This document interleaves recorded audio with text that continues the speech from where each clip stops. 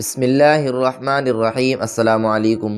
سارا یورپ سلطان رحمہ اللہ کے مقابلے پر بیت المقدس کی فتح کے اثرات۔ یورپ میں سلطان رحمہ اللہ کے بیت المقدس پر قبضہ کی خبر جو ہی یورپ پہنچی تو ہر طرف ماتم بپا ہو گیا۔ یورپ والوں کو ایسا معلوم ہوا جیسے کسی نے یکدم ان کی زندگی کے ہرے بھرے کھیت کو آگ لگا دی۔ ان کے مکانات گویا لوٹ کر مسمار کر دیے گئے، ان کے بچوں کو سخت بے رحمی سے ذبح کر دیا گیا۔ پادری اس مصیبت کو اور بھی بڑھا رہے تھے۔ مسیح کی قبر کی تصاویر جن سے یہ ظاہر ہوتا تھا کہ قبر کو مسلمان حملہ آوروں کے گھوڑے روند رہے ہیں، ہر گلی اور ہر کوچہ، ہر محفل میں دکھا دکھا کر اس غم کو تازہ اور ہولناک بنانے کی پوری کوشش کی جا رہی تھی۔ قواری عیسائی عورتوں کی عصمت دریوں کے جھوٹے افسانے شہرت پا رہے تھے۔ بچوں کے وحشیانہ قتل اور ان کی ذلت پر ہر جگہ مرثیہ خوانی ہو رہی تھی۔ بعض خوش فکروں نے ایسے اور بھی بہت سے افسانے وضع کیے جن سے سادہ لو عیسائی عوام کو مسلم کے خلاف خوب بھڑکایا گیا۔ الغرض صلح و امن کے نام نہاد پیغمبروں نے فرضی داستانیں عام کر کے یورپ نے ایک قیامت برپا کر دی۔ ایسا معلوم ہوتا تھا کہ سارا یورپ ایک ہی آگ میں جل رہا ہے۔ لوگ اپنی ذاتی مصیبتیں بھول گئے اور بہت سو نے کھانا پینا ترک کر دیا اور عالیشان محلہ چھوڑ کر گرجوں میں جا بسے اور قماری مریم کی قسم کھائی کہ جب تک کافروں مسلمانوں سے ان مظالم کا انتقام نہ لے لیں گے چین سے نہیں بیٹھیں گے۔ سور کا آرچ بشپ یورپ میں سور کا آرچ بشپ نے یورپ پہنچ کر اس آگ کو اور بھی ہوا دی۔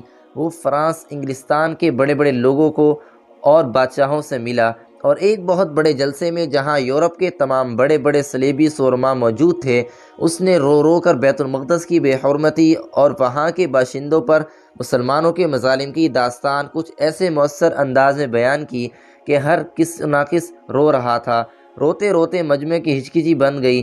اب ولیم اور آگے بڑھا۔ اسے معلوم تھا کہ شاہ فرانس اور شاہ انگلستان میں شدید اختلافات ہیں۔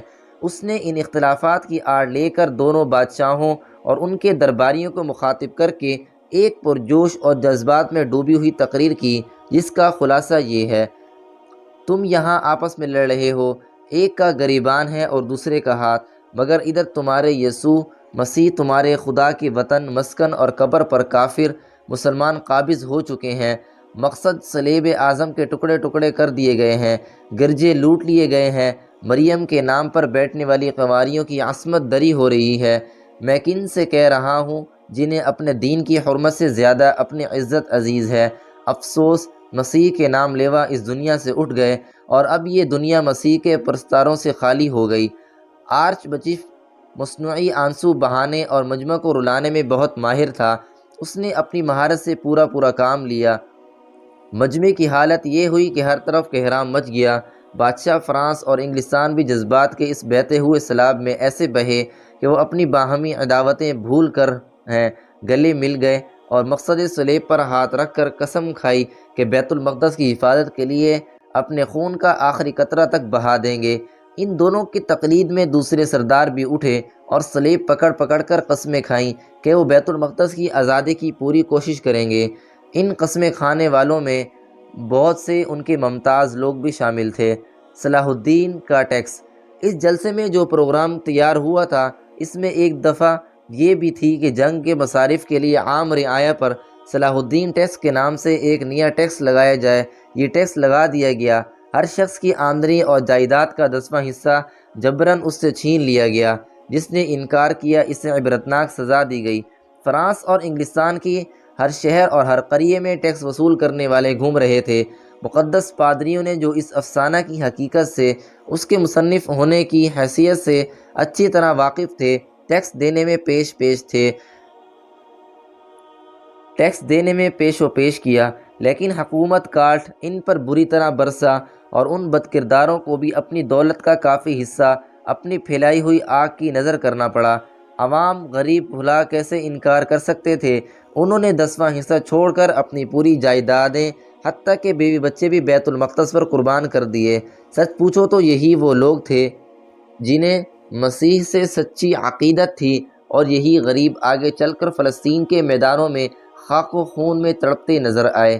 انگریز مورخین جن میں مچارٹ، گبن، ارنل اور لین پول زیادہ ممتاز ہیں، اس بات کے اعتراف کرنے پر مجبور ہیں کہ صلاح الدین ایوبی رحمہ اللہ نے یورپ سے اپنی عظمت کا جو خراج اس ٹیکس کی صورت میں لیا وہ اور کسی تاجدار کو نصیب نہیں ہو سکا۔